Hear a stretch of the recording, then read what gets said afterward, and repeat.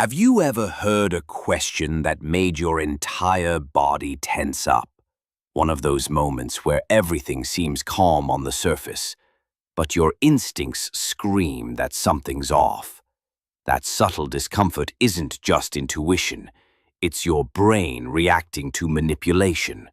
In human interactions, language is more than communication. It's a tool. And when used by liars, it becomes a weapon.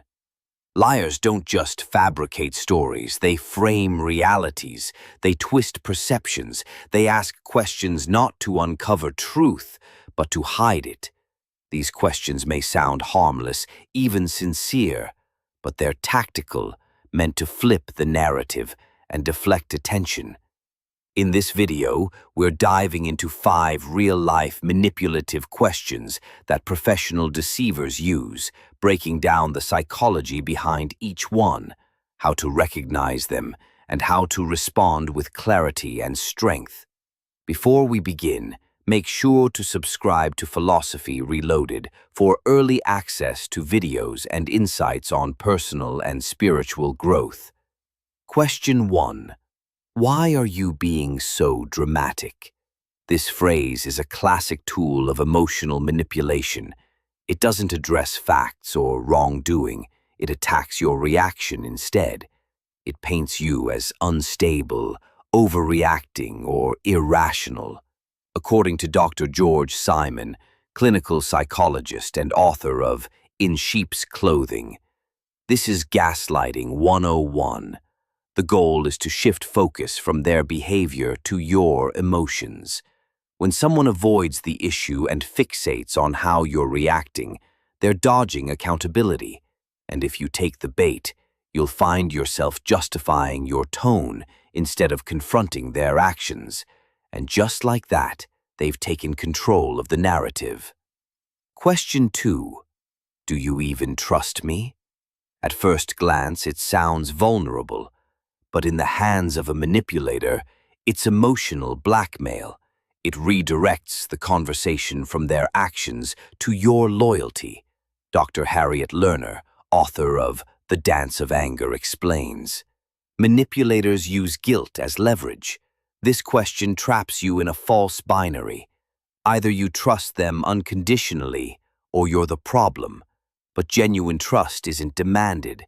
It's earned through consistent behavior, not ultimatums. Neuroscientist Dr. Paul Zach's research on oxytocin, the trust hormone, reveals that when trust is broken, our stress hormones spike, cortisol rises, cognitive dissonance sets in.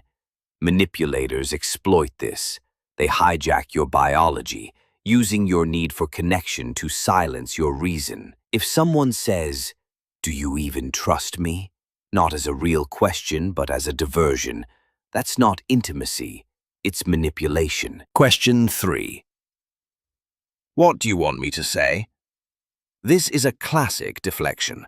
Rather than reflect, the manipulator pretends to be confused or overwhelmed. It's performative vulnerability. Dr. Brené Brown notes, this tactic is often a fear-based defense. They act like they don't know what you want, but the truth is they don't want to admit they're wrong. By asking you to spell it out, they make you responsible for their apology. You write the script, they act it out, but nothing changes. The antidote? Clarity. Name the behavior. Ask for real accountability, not rehearsed lines. Question 4. Can we just move on? Healing requires moving on. But doing so before taking accountability isn't healing, it's evasion. In emotionally abusive relationships, this phrase short-circuits resolution. Dr. Lundy Bancroft, author of Why Does He Do That?, explains that premature forgiveness is a manipulator's favorite shortcut. It preserves the illusion of peace without requiring change.